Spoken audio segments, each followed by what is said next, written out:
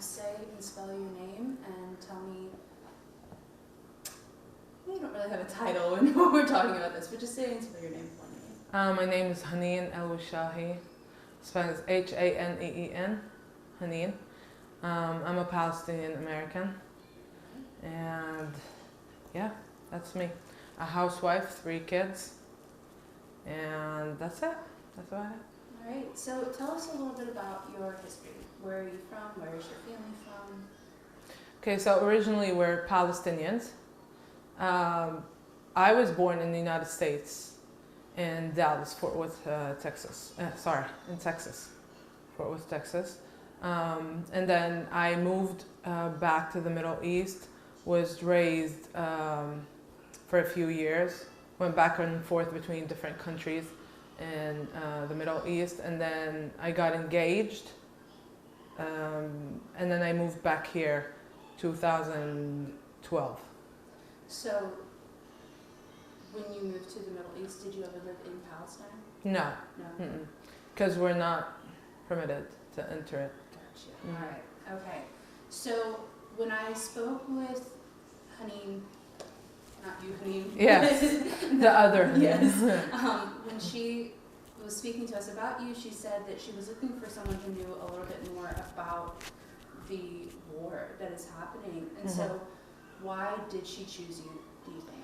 It's because ever since I was a little girl, I listened to stories of my people from various people in my life. And this dream inside me was to advocate for my people if possible, and to the people of the world, basically. Advocate for anything that brings peace. And so I do know stuff because I try to keep up as much as possible, and because it kind of affects me directly because I'm of Palestinian origin. And yeah, that's why. All right. Yes. All right, well. And I'm honored that I was chosen. I have to add that. All right. Well, we're going to get into these questions. So, first, how has the war affected your day-to-day life? Well, I'm talking to you right now with an extremely heavy heart. It has definitely affected me since it started, the day it started. I try to go on and about my day, but I'm extremely affected by it because of the images I see, the news I hear, knowing that I'm sitting at my home safe and my children are safe, but others don't get to have that across the world.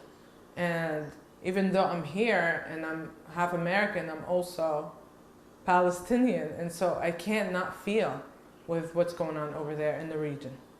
Yes. So has it affected me? Definitely. Sometimes I feel like I'm operating on flight mode. Like I'm trying to feed my kids, trying to keep the house in order, but my brain is like foggy because the thoughts come and go as to what's going on over there. And how do you keep up with what is happening? I watch the news. There's social media. I mean, it's an effective way to try and keep up, looking at the right places, obviously, because some media outlets kind of try to keep stuff from you. But all in all, I try. It's here and there, trying to collect information, watch the major news outlets. We also have people over there, and so we get some information from them, like because we check on them and stuff like that.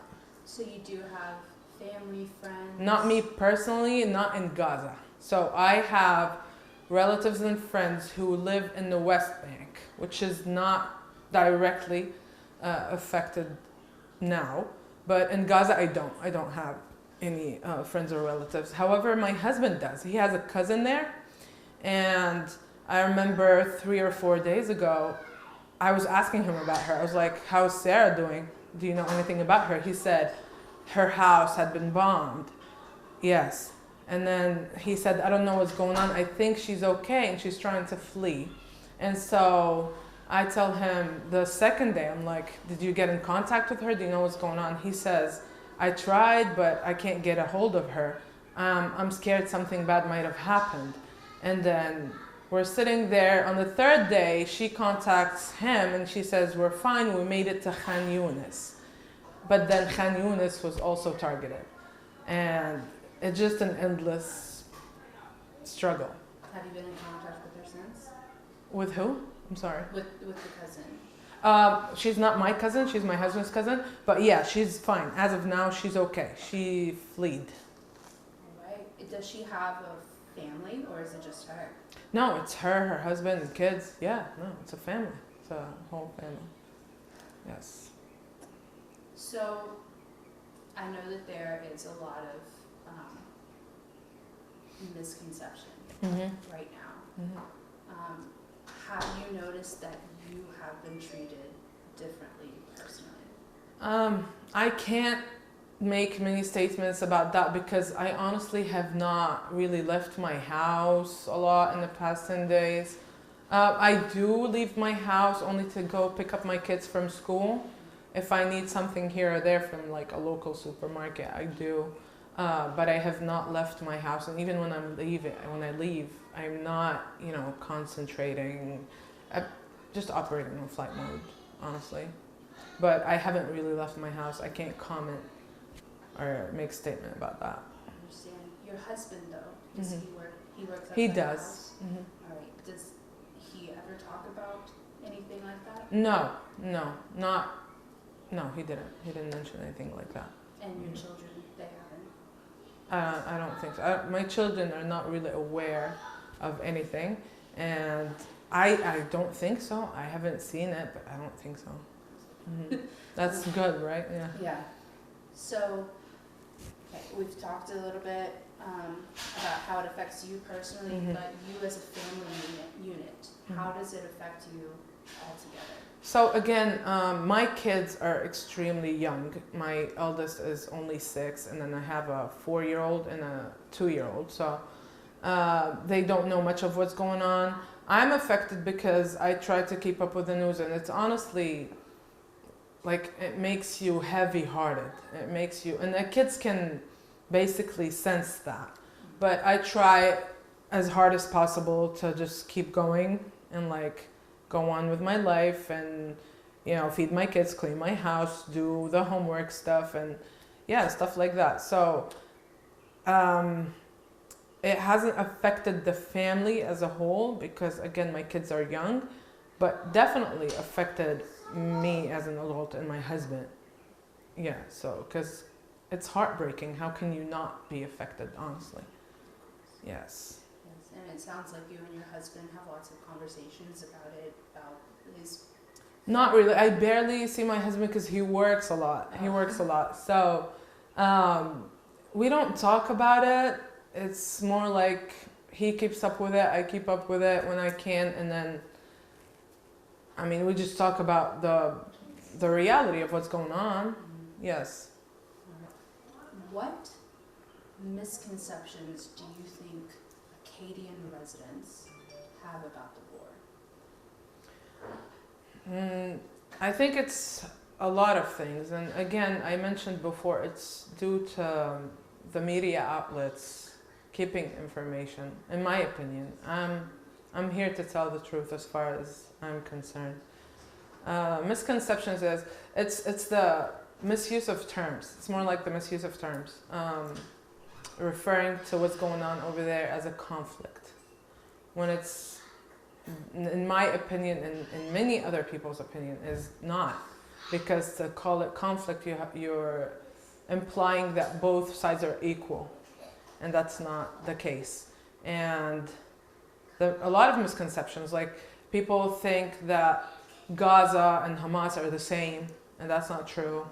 And people think Gaza is a different country and then Israel is a different country. That's not true. It's the same land.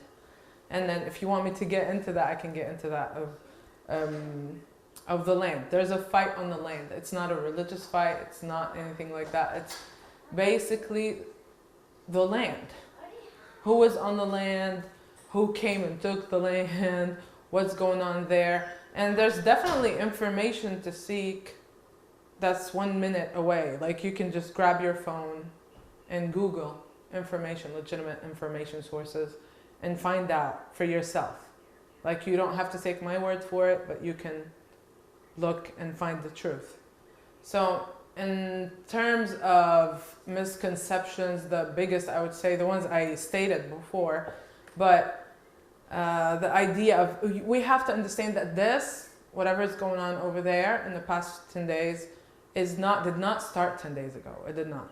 This started 75 years ago. And so whoever's commenting on these events, thinking that this just happened and why is this happening, who started it, that's the person to blame, that's the side to blame. This didn't start in the past 10 days. This has been a fight for humanity, for the people's rights.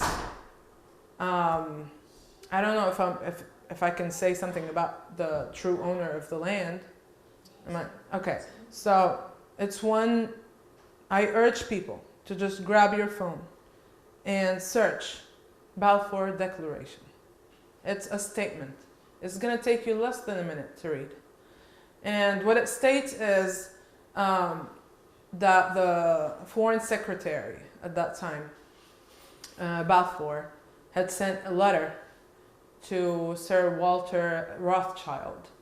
In that letter, which is available to everyone to see, it's available, it's right there. In that letter, Balfour promises Sir Rothschild a national home for Jewish people in Palestine. It says in Palestine. And it says, I could read it for you, or you could go and search it, but it's very short, extremely informative, and it literally says a national home for Jewish people in Palestine. And it says, I'm gonna try and I'm not gonna quote it because I don't want to misquote, but it basically says to try and not hurt the communities that are already existing in that area. By communities, what it means is the Palestinians of Christian background and is Muslim background, because that was the community, it still is. So please, I urge you, just go and look and search. The information is right there. But everything we see and hear in the news is just trying to divert your attention from just looking. All I'm saying, just look. Just look. And so, to be honest, the land is a Palestinian land. And the roots of this so-called conflict, of this, don't get me wrong, I feel extremely sorry for all the lives that are lost. But let's look at the root, the cause of these problems, of what's going on. The root is the occupation. Remove the occupation, and then peace will happen. But as long as there's an occupation, an oppressor, then retaliation and the feeling of unjust that the people feel will definitely create problems. You have the former Israeli Prime Minister, Golda Meir. You have a video of her on YouTube right now. You can look at it. In that video, she states that I, Golda Meir, had a Palestinian passport. She says that. There's an actual footage. You can look at it and hear it. Another person, Shimon Peres, he was also a former prime minister. He was also a Palestinian. He had a Palestinian passport. How can we deny the existence of Palestine? You have people. We're still here. Do you see me? I'm here. My people are here. We exist. How can we say there's no Palestine? There's never been a Palestine. That's just unbelievable to me. So, again, just look at facts. And if you think this is a conflict between the government and Hamas, Hamas wasn't even established until 1987. And 40 years prior to that, the occupation had took place. Atrocities had took place against the people of Palestine. So maybe before you say, I take this side or that side, maybe just do more research and look at the information. That's it. Yes. Mm-hmm. Mm-hmm.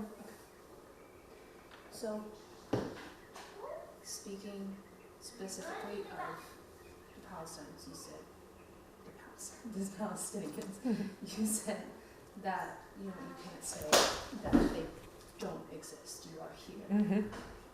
What misconceptions about Palestinians specifically do you think there are? The misconceptions is, well, first of all, they say, again, that Palestine never existed, which means, where did I come from?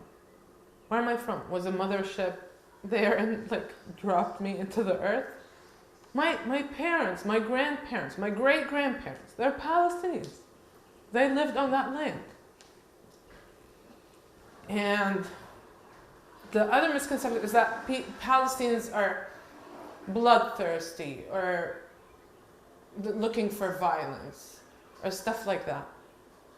It's like, how can we say that about people who are just trying to reclaim what's theirs? Like, the international law tells you that it's okay to fight back to reclaim your lands. It's a law. And what we see in Gaza right now, and it's been going on for the past 10 days, is nothing but genocide. That's the word, that's the term. And we have to use the right term. Because when an Israeli government tells you that we're gonna do a blockade on Gaza, mind you that Gaza has been under siege for the past 17 years, meaning people cannot leave. That's the Israeli government. For the past 17, people who were born in Gaza 16 years ago, have never left it, never had any dreams or hopes of ever leaving it. And then we hear the defense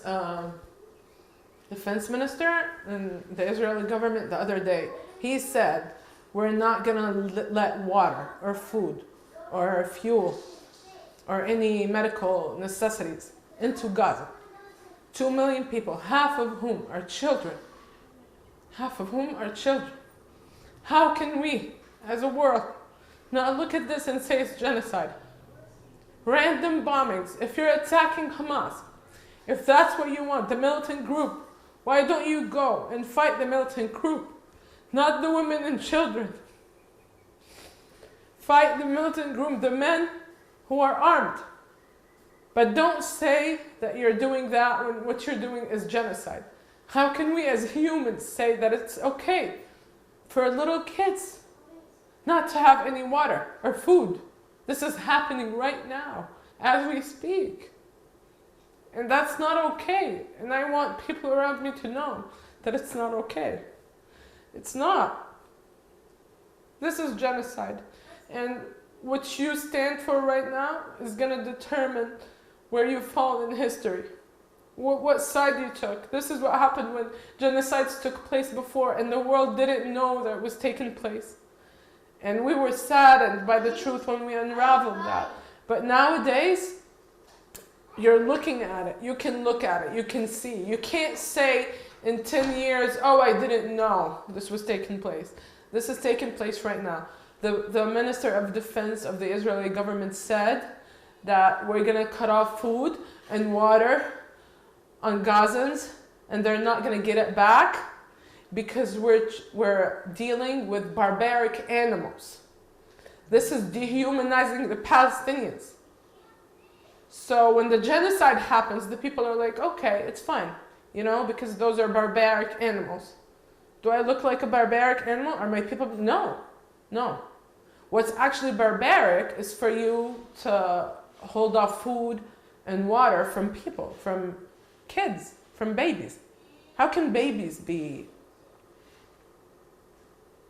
whatever you call the Palestinians? How can babies be animals and barbaric and Nazis? And how can babies be that? So I call on my community to just pay attention. And mind you, I am not against anyone. This is not a religious fight. There's a lot of Jewish people who oppose the Israeli government, saying you're anti the Israeli government. It's a government. They sometimes do actions that you're not okay with. We're not talking about the people. We're not talking about the people. We don't want, I hear stuff like, they hate the Jews, then no, that's not true. That is not true. The Jewish people have nothing to do with the Israeli government as a government. And we as people have the right to say if governments are not doing the right thing. Right now, as we speak, the United Nations are telling the Israelis that water and food has to be facilitated into Gaza. And they're saying no. They're saying no. The world, those rules were put in place for a reason, so that genocide doesn't happen again. Why are you not abiding by the law? The UN keeps telling the Israeli government, you can't do this. You can't bomb civilians. You can't put a siege and a blockade on people and randomly bomb every inch of that land and tell them to move to a different part of that city and give them 24 hours to do so. And then when they do so, you bomb where they went to. That is against international law. That is a war crime. That is what I'm going to call it what it is. I don't care what could happen to me. A genocide is a genocide. I'm not going to be here. I want to be able to sleep at night. I want to say the truth. Genocide is genocide. Let's not call it anything else. Because these people are innocent. What have they done? What have the babies done? Nothing. And yeah, that's what's going on. I'm sorry. We've talked about misconceptions about the war and about Palestinians. Do you think there are misconceptions about the Israelis? Of course. I mean, the war, everything we hear or see, honestly, I feel like we're being kind of played. So even on that side, like, for example, I hear the news and I know that there's a conflict within Israel itself. Some people do not want Netanyahu to lead this war. They don't want him to be part of it. They're concerned about their people going back safe to them, their families, and also the misconception is that Israel does not, as a government, does not represent all the Jewish community. It's just something that we need to know. We need to differentiate between the religion and the government. It's completely two different things. And I can't speak on the subject further than that, but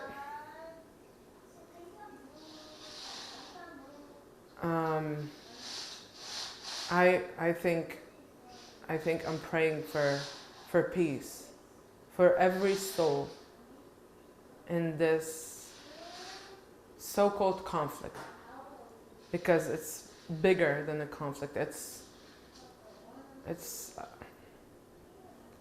I'm praying for everybody to have peace. I am not prejudiced to anything. But yeah, to answer the question, there's definitely misconceptions of both sides. Yes. Well, that actually,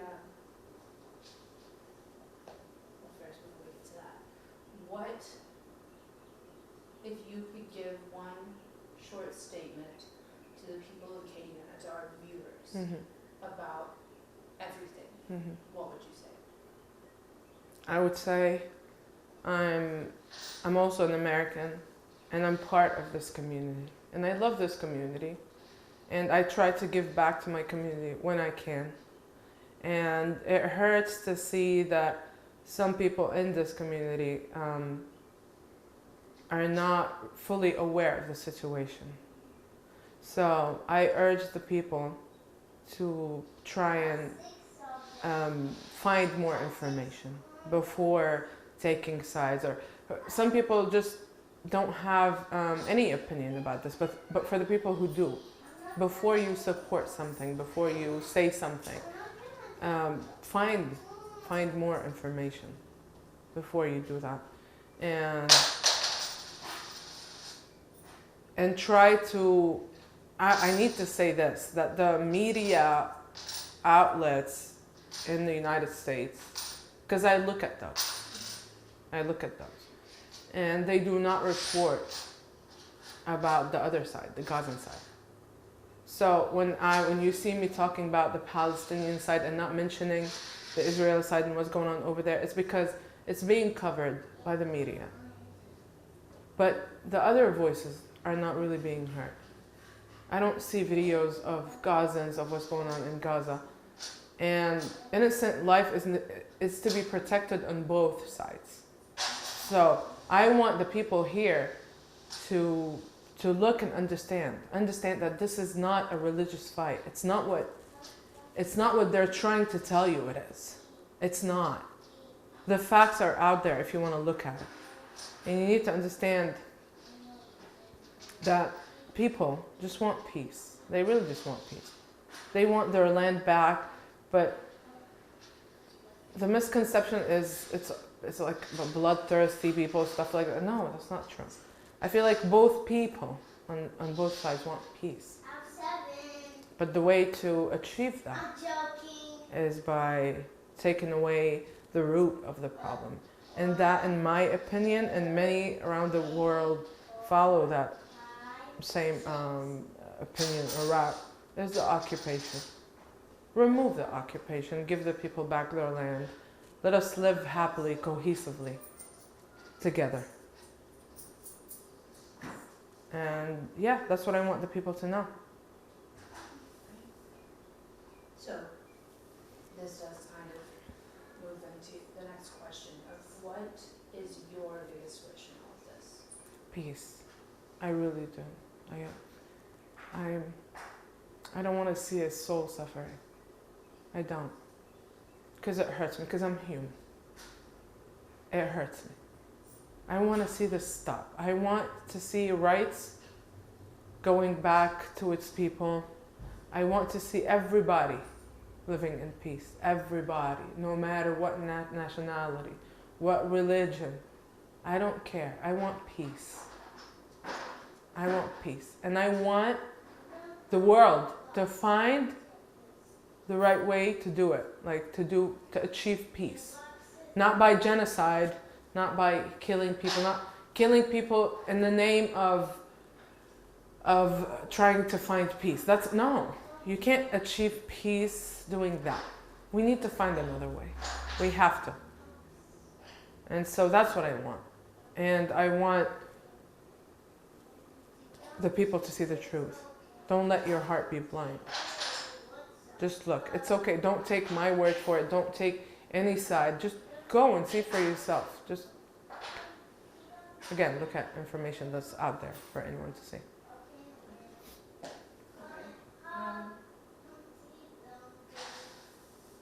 So I think one thing about this war is that people here in the United States don't think it affects them. Mm-hmm. Please explain to us and to our viewers how you think it does affect us.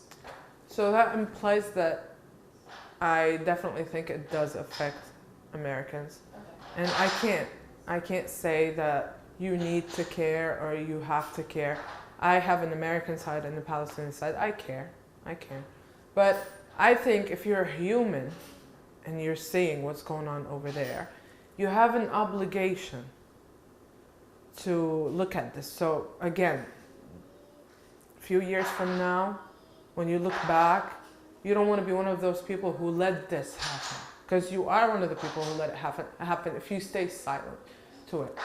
And then, well, we all know how the U.S. is involved in it. So if you're American, you have to have a say because your tax dollars are going there. So I mean, if you care about that, then you would have to say, you would have to consider that.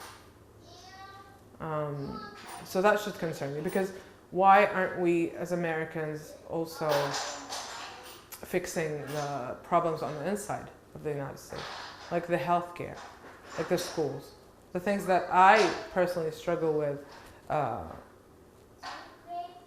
you know, I wouldn't say on the daily, but I do struggle when it comes to healthcare, when it comes to schooling and other stuff. So maybe we should like pay attention to that and fix everything in here, and then support the other nations. I personally, I don't know if I can say this or not on TV, but I do not think that it's okay to support the Israeli government, because what I see is I see them committing war crimes. That's how I see it. And so I don't condone that happening. But as to Americans telling them you have to care, you can't do that. But I do think that people who have a moral compass, or people in general, humans, need to care. But don't get physically involved in something that could, you know, like, you need to know what you're supporting. Where's your tax dollars going? You have to know as an American. Are you okay with that? Because the people have power. And that's why the media tries to deviate from the truth, so it can kind of take you to their side to approve what's going on. Yeah? So we basically covered this. I'm just going to see if there's anything else you want to say on why people, if they don't, should care. Is there anything else you want to say on that? I mean, I might sound repetitive, but again, you can't. So I don't want to contradict myself when I say you have to care or you don't have to, because I can't force people to do that. But I think that this is a major turn in history. This is a major turn in history. And when major turns take place, you have to be on the side. You have to. You have to look at facts. You're obligated as a human being. You can't, genocide cannot be unfolding as we speak, and then we're just going on with our day like nothing's happened. That's people. And if you're okay with that happening, it could happen to other people. Then it could happen to other. This is why the international laws are there in the first place, to protect humanity. We do not want the worst to happen again. We do not want that. So the rules are in place for that reason. And any breaking of those laws is not okay.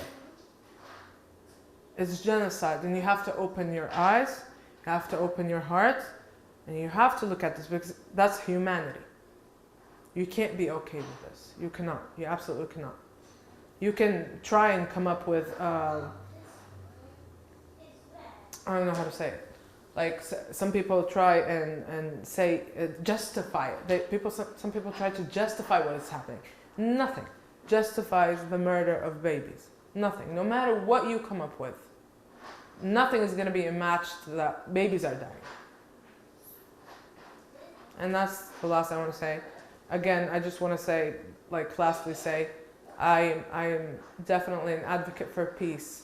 It's not my people, your people, our people. I mean, I am Palestinian, so I am from Palestine. But I don't advocate for my people, their people. We're people. I want peace. And in Palestine, there's been injustice. And that injustice needs to be reversed, or unhappen, basically.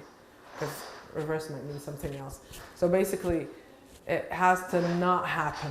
And that's how peace is achieved.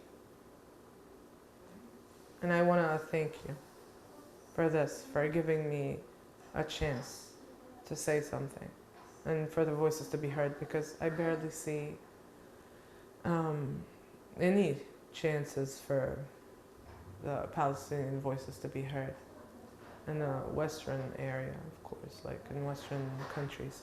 So I'm at least glad that I have the chance to say things like this. Mhm.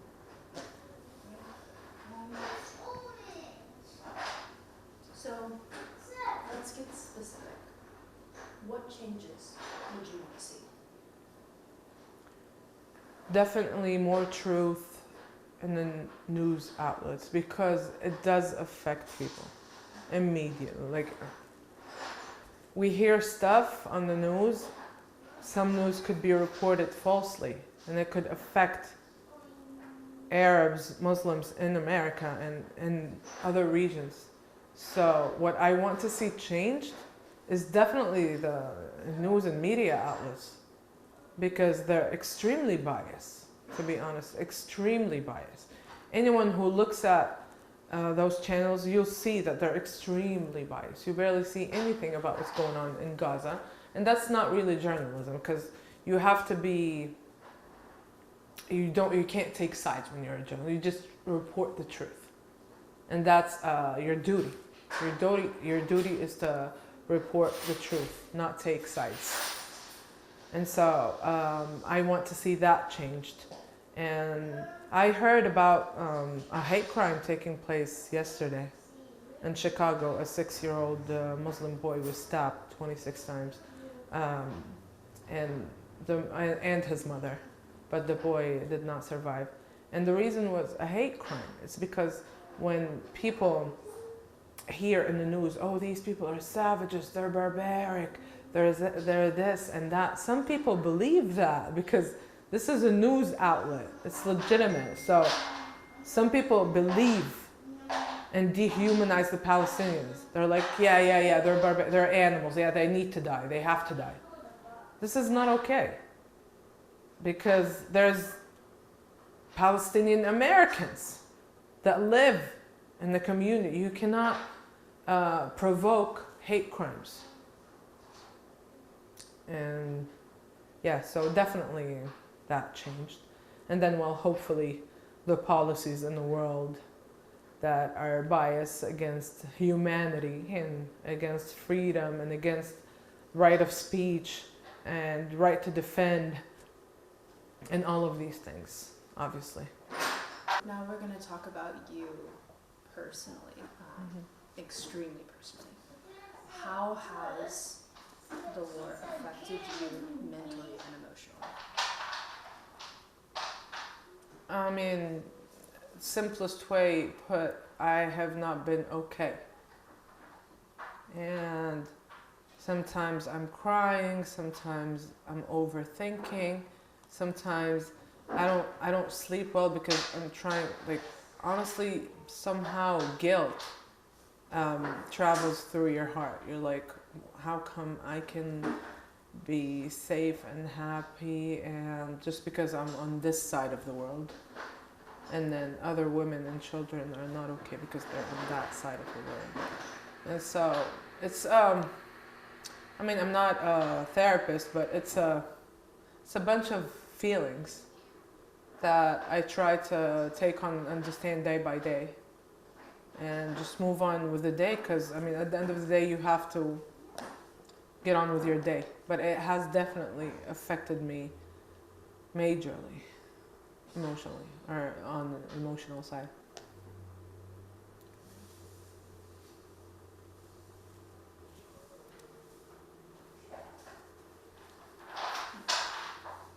How does it make you feel to talk about this? I mean, again, I'm glad that I get to do so. But it does make me feel emotional, because every time I say words and talk about this, there's like this pain that overtakes me. You know, you can't be talking about the suffering of people and like not feel a certain way. So I'm again glad that I can say something for sure, but definitely hurts.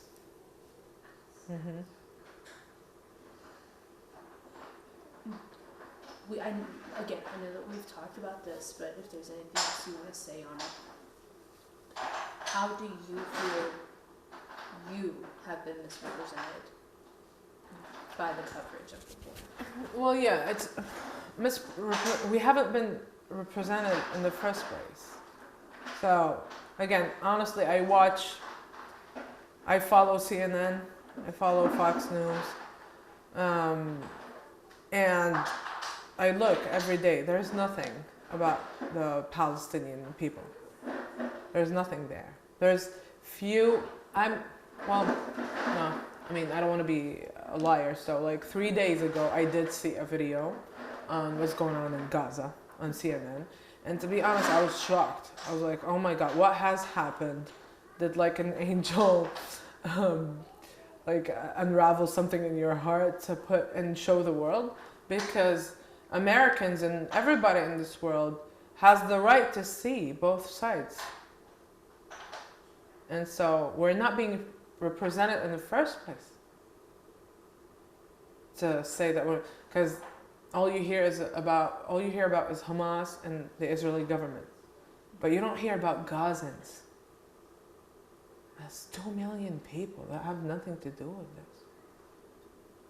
Who's going to represent them? I mean, people are trying, but then they're taking videos, they're trying to save footage of what's going on, but it's not being shown to the world. But it's there.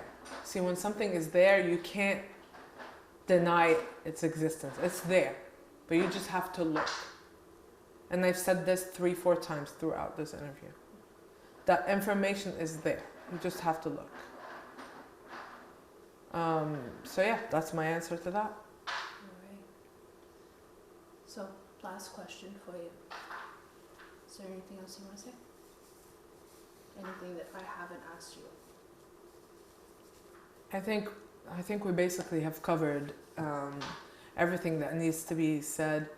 I mean, you can talk about this nonstop for days. It would take you days to unravel everything that's going on. At the end, I just want to make sure that I've covered the major points that I want to get through. That the land was, before 1948, a Palestinian land. It was. There's documentaries, there's stuff about it. There's actual documentation, legitimate stuff that you can look at.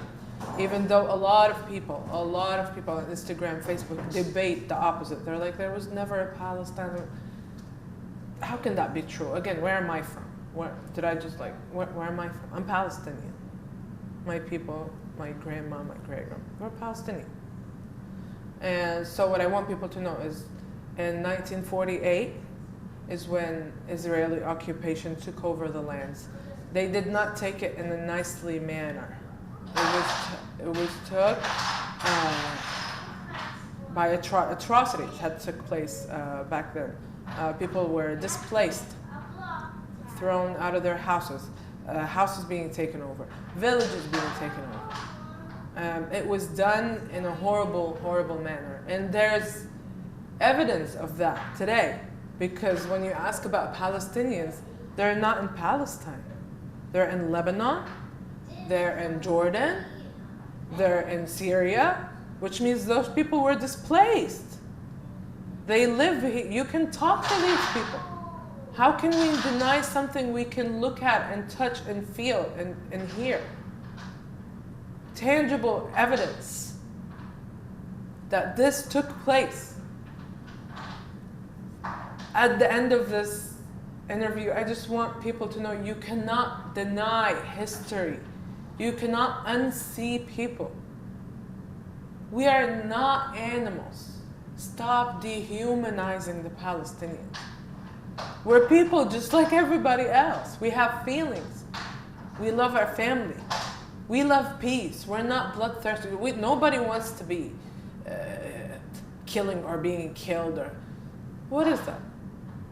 What is that? We're humans.